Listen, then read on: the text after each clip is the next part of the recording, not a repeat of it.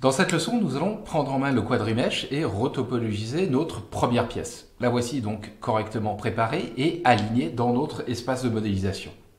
Je maximise ma vue de perspective, je sélectionne mon modèle et constate qu'il est encore groupé. Je le dégroupe ici, clic gauche, dégrouper.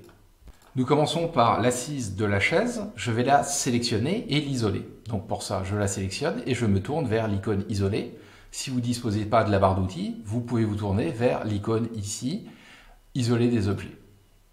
L'outil quadrimesh, nous allons le trouver dans la barre d'outils Subd, ici, et le voici, remaillage quad.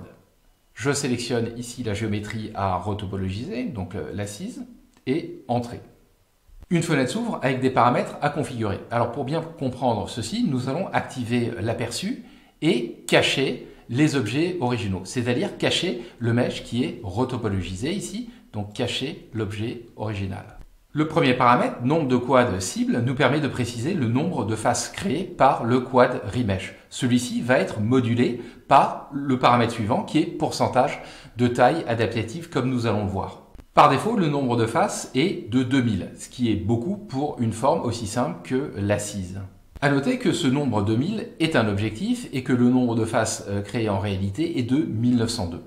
Je vais diminuer progressivement le nombre de faces, ici, le nombre de quads, avec pour objectif d'avoir le moins de faces possible tout en conformant à la forme initiale. Une technique consiste à réduire le nombre de faces d'un facteur de 2 et ce de manière consécutive, ici, successive. Nombre de faces 2000, je saisis la moitié, c'est-à-dire 1000, je constate le résultat, je note que celui-ci peut être encore divisé, 500, puis 250.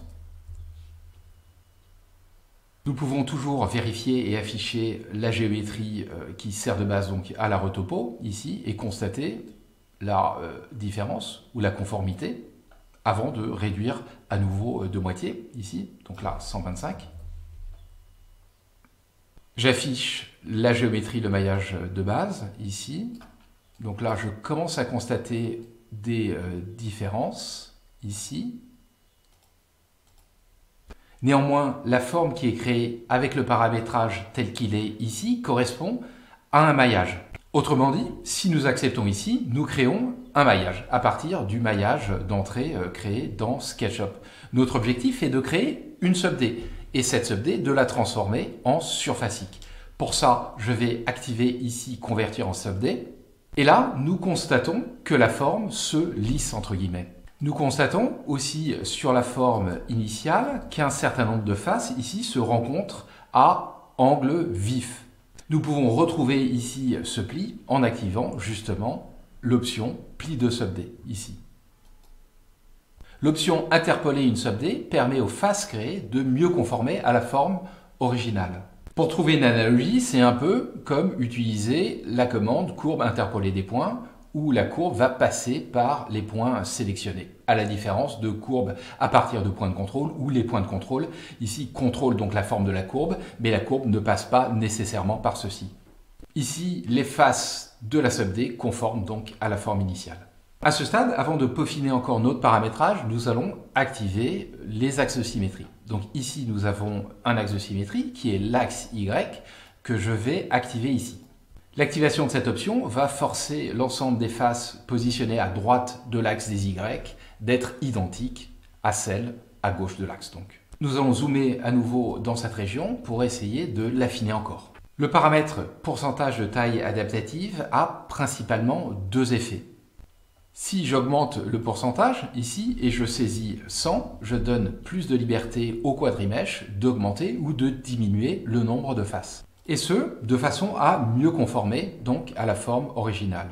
Augmenter cette valeur permet au quadrimesh de créer des faces au rapport de forme qui s'éloigne de 1. Autrement dit, un pourcentage de taille adaptative de 0 va créer des faces plutôt carrées, alors que 100% va permettre de créer des rectangles allongés. Je reviens ici à la valeur par défaut, qui est 50%, et je vais doubler le nombre de quads, 250. Si je désactive maintenant la visibilité du maillage, ici, cacher les objets originaux, nous pouvons constater que la surface, la subd créée, gondole un tout petit peu. Donc pour ça, nous allons diminuer le nombre de quads.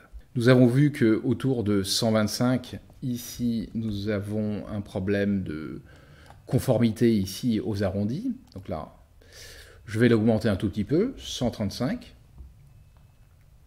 Et là, nous obtenons un résultat qui est assez satisfaisant. Ici, je cache l'objet original et j'accepte le résultat. La subd créée, je vais la positionner dans son calque subd. Donc pour ça, je me tourne vers les outils de sélection. Ici, sélectionner la subd et clic droit, changer le calque d'objet.